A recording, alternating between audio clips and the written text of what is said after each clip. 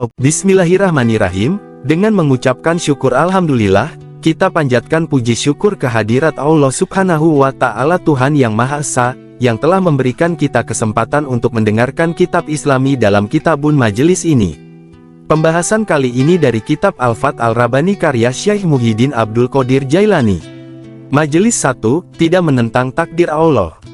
Di pagi hari, Sabtu tanggal 3 Syawal 545 H, Syekh Muhyiddin Abdul Qadir Jailani, dalam ceramahnya beliau mengatakan, menentang takdir yang telah ditetapkan oleh Al-Haq Azza wa Jalla, adalah pertanda matinya agama, terhapusnya tauhid dan hilangnya ketawakalan dan keikhlasan.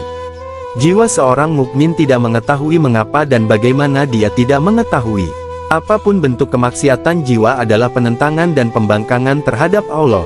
Jika ingin memperbaikinya maka hendaklah dia berjuang melepaskan diri dari setiap keburukan sehingga dengan demikian akan terbentuk kebaikan demi kebaikan, dengan segala bentuk ketaatan, meninggalkan segala larangan dan kemaksiatan. Sehingga Allah berfirman padanya, wahai jiwa yang tenang, kembalilah kepada Tuhanmu dengan hati yang rida dan diridainya.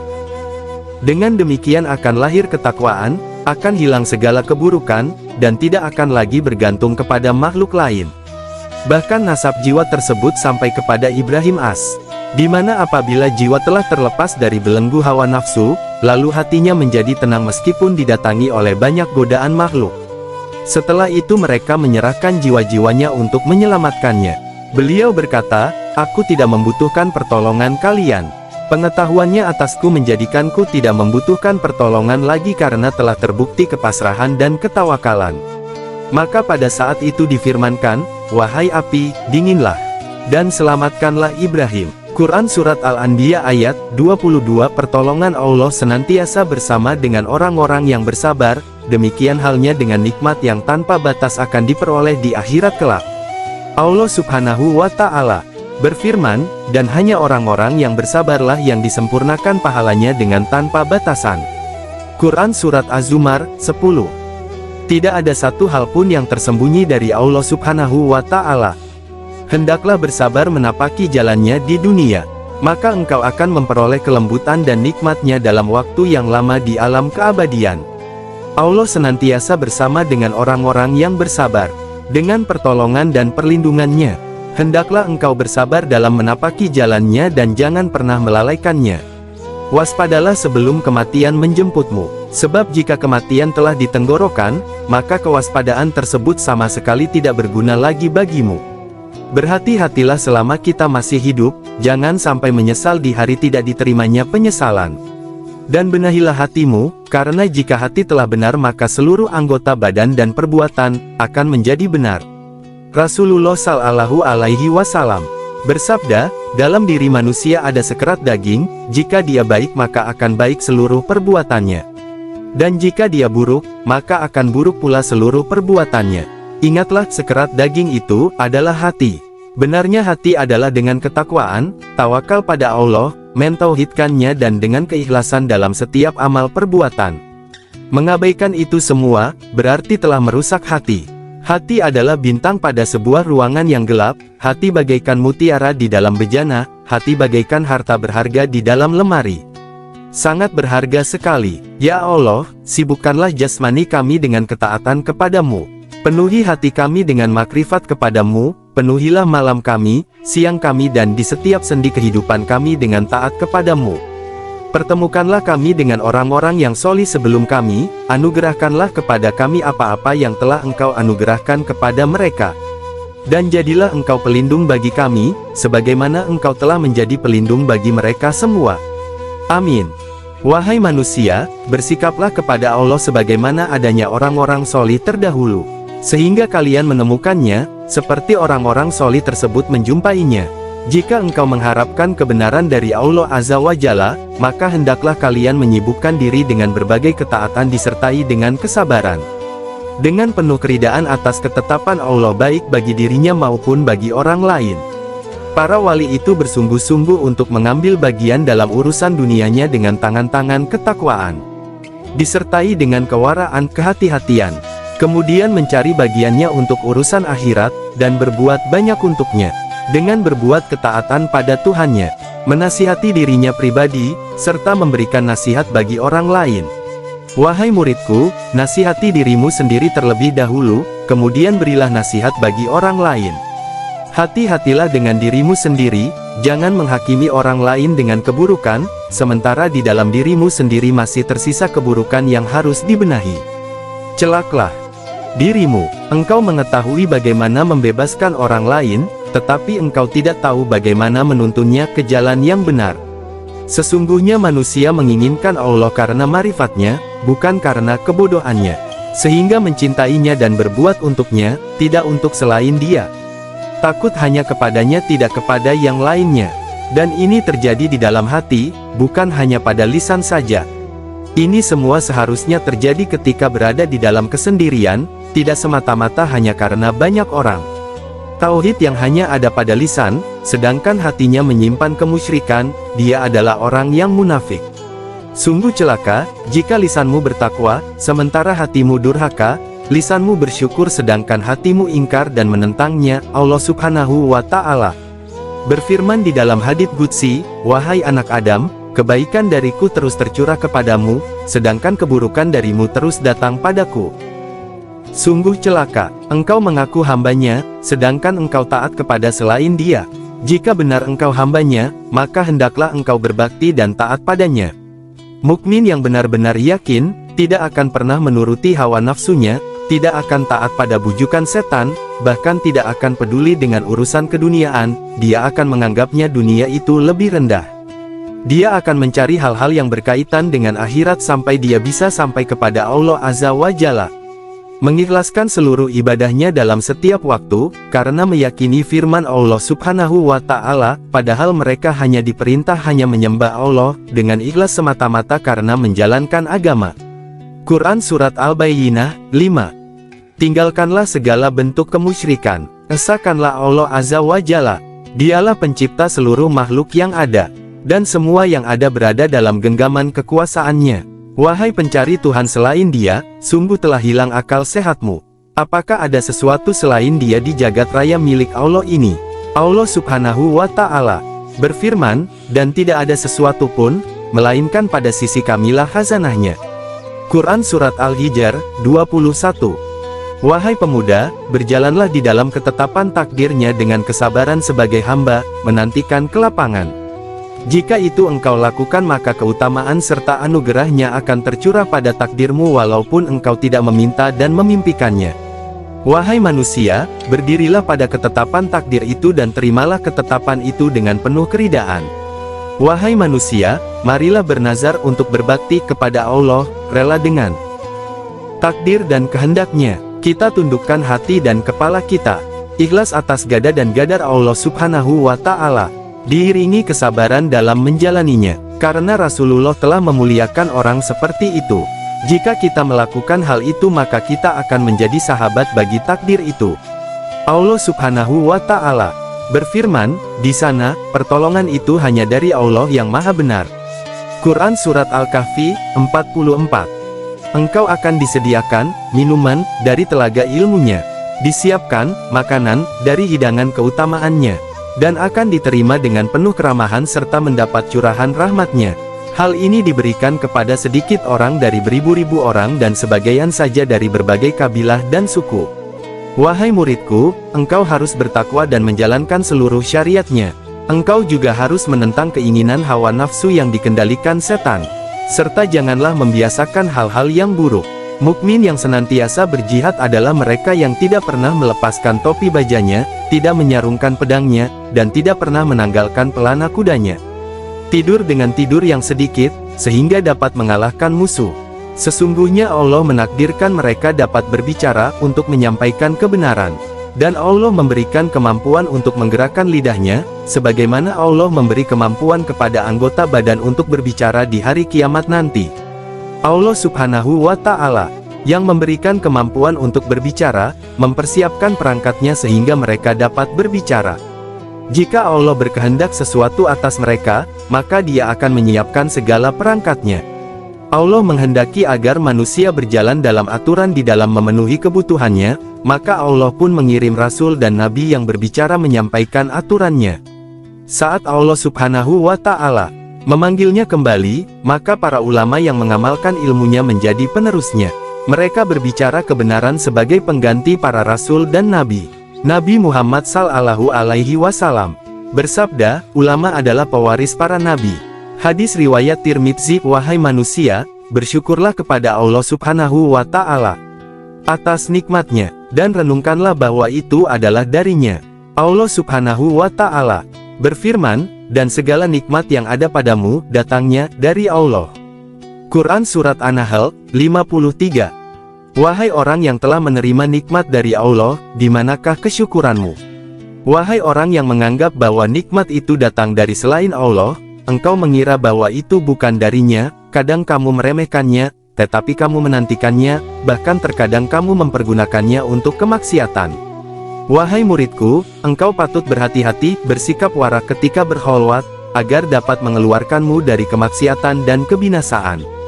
Dan engkau membutuhkan muragabah, pendekatan diri padanya, sehingga mengingatkanmu bahwa pandangan Allah Subhanahu wa Ta'ala senantiasa mengawasimu. Sungguh engkau membutuhkan sikap seperti ini di dalam setiap halwatmu. Engkau harus memerangi hawa nafsu dan godaan setan. Rusaknya kemuliaan manusia adalah karena kemaksiatan, hancurnya jihad adalah karena syahwat, binasanya al-abdal adalah karena kacaunya pikiran saat menyendiri, dan tumbangnya para sodigin adalah ketika hatinya lalai dari mengingat Allah dan lupa menjaga hati mereka. Sebab mereka tertidur di hadapan pintu Sang Maharaja. Tegakkanlah dakwah dengan menyeru manusia agar marifat pada Allah Azza wa Jalla. Tidak berhenti menyeru setiap hati manusia, seraya berseru, wahai hati manusia, wahai setiap ruh yang ada, wahai seluruh jin dan manusia, wahai siapa saja yang mengharapkan keridhaan Sang Maharaja. Bersegeralah menuju pintunya, berjalanlah dengan langkah kaki hatimu yang penuh ketakwaan dan tauhidullah. Berjalanlah dengan langkah marifah padanya, disertai sikap wara, berhati-hati, dan sikap zuhud dari kehidupan dunia dan dari segala sesuatu selain Dia. Tujuan mereka, membenahi makhluk Allah, dan cita-cita mereka memenuhi langit dan bumi, sampai kepada Arasy, dan seluruh jagat raya. Wahai pemuda, tanggalkanlah syahwat dan hawa nafsu. Jadilah seperti bumi yang berada di bawah kaki manusia. Jadilah seperti tanah yang berada di bawah kekuasaan tangan mereka. Allah Azza wa Jalla mengeluarkan yang hidup dari yang mati dan mengeluarkan yang mati dari yang hidup. Allah mengeluarkan Nabi Ibrahim dari kedua orang tuanya yang mati keimanannya. Karena iman adalah kehidupan, dan kekafiran adalah kematian. Ahli tauhid hidup, sedangkan orang musyrik itu mati.